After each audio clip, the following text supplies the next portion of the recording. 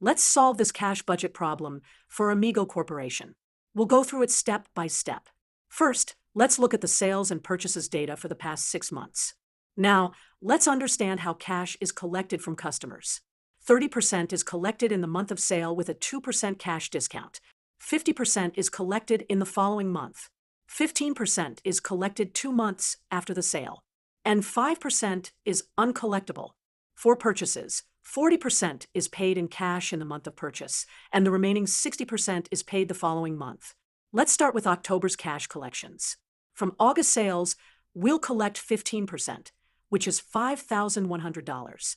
From September sales, we collect 50%, which is $19,000.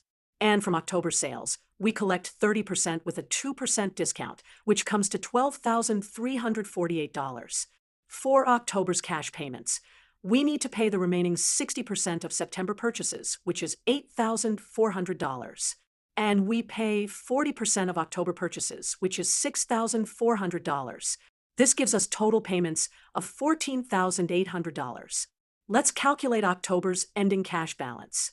We start with $10,000, add collections of $36,448, subtract payments of $14,800, giving us an ending balance of $31,648. And that completes our cash budget for Amigo Corporation. Notice how we tracked collections and payments through the quarter to maintain accurate cash balances.